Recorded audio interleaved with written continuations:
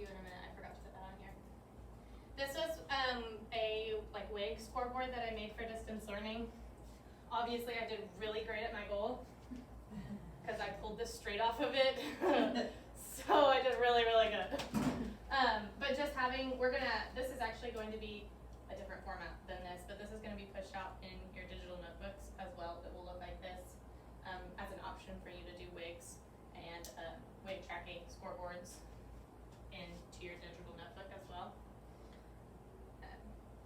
These were drag and drop, and so some of the kids filled the whole thing. Some of them did, but some of them did. This is just another option. I know that there was one that was shared in Miss Brower's, but this is just another option. You can put in your personal WIG over here, insert your goal, and then there's a scoreboard for just the days of, just the weekdays rather than the entire week. And then a professional one as well.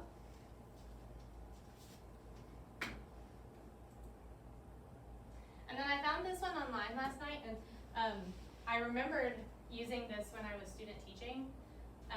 We did kind of like this, but we actually didn't call it a scoreboard. I wish we would have. We had basically a competition between class and teacher, but it was essentially this same type thing. The class would get a point if they were doing something that was awesome, and then we would get a point if they needed to do something that was better.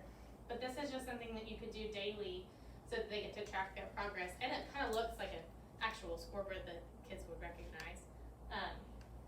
So it's just we did, when they did something well, we would say 1 second party, and they got to have a 1 second party. They all went woo, and then if they needed to keep trying, we would go 1, 2, 3, and then they would go, oh man. And it was always funny to see the kids when they would be some of them would be oh man, because then they would know that the teacher was getting a point. So there's different ways of doing that.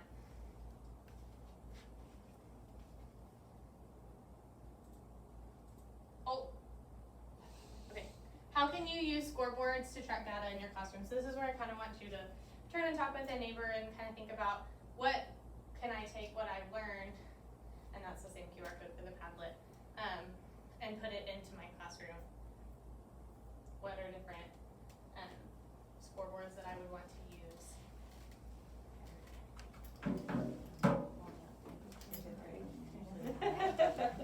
What are you doing in third?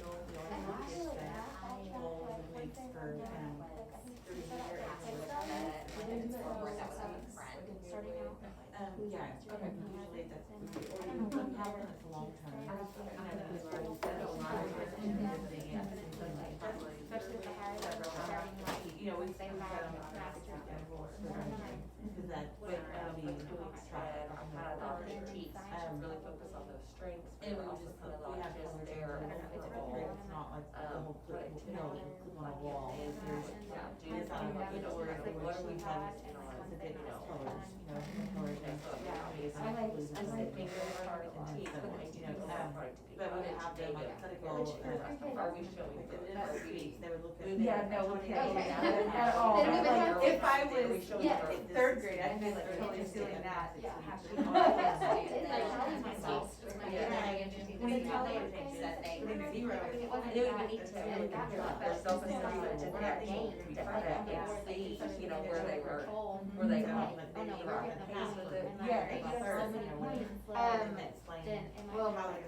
In the past, I've done levels a lot, but then with just because it gives them a visual, and they can see when I go pick up that marker. We do track, give them a little plus chart, but we could also do scoreboard as well, when they were in their stations.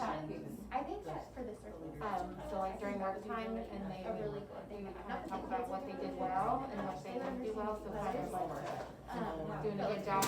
Oh man, that really helped because they would self-assess themselves, but giving them a 1, 2, 3, and then they would. I want to know how really talk about what did our whole class I wonder if I used to have literally go so then the next day, if I could just pick out a couple things that I wanted to and do it in the hallway. Yeah, like identifying the shapes. how. Yeah. And then like I wanted to be the social. They like feel like so that in depth. you're- It is, but Yeah, you can I pull really one like the from each cartoon. one, so when they Yeah. walk Yeah. their Yeah. bag, Yeah. either their bag, Yeah. when they're Yeah. books, when they Yeah. brought Yeah. it, Yeah. like, Like, they they have have sticker sticker on on the the paper. paper. Yeah, The they original use card, card. like, Yeah. yeah. She- Yeah. so- Or Or they they add and then it. when Yeah. it Yeah. got, it's whatever, Yeah. you got the prize. Yeah. Yeah, oh yeah, I remember, if they brought their Yeah. book back. Right. Yeah. Leather. And And they Monday, behaved and we participated, and presented then they got a our sticker special on their card, it was just a real simple. Yeah. card. But she liked it. And then Right. once they got so many And then stickers, they would get, Right. everyone, That's why you box have to be really, on these so. Yeah, Well, I'm excited about definitely. If they read, then I they think could so. forward We it have to to plan that. For many Yeah. others. Which lucky Okay, you have so them. I wanted to show you guys this real quick. This is something that we did as a grade level. We did plus and delta. This is another way that you can track data.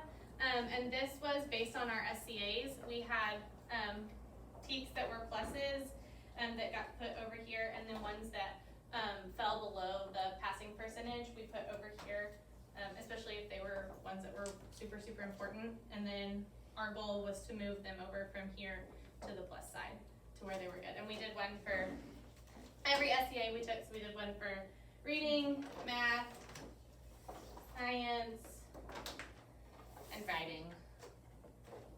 So, and we have, Emily has this file, and then I have the file for the circles, so I can share that with y'all. I was gonna show y'all how I'm tracking my teaks this year with a scoreboard.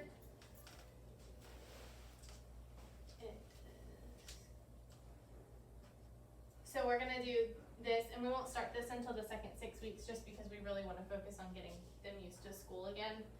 But basically what they'll do, and at the very bottom of this, it has a list of what the teaks are.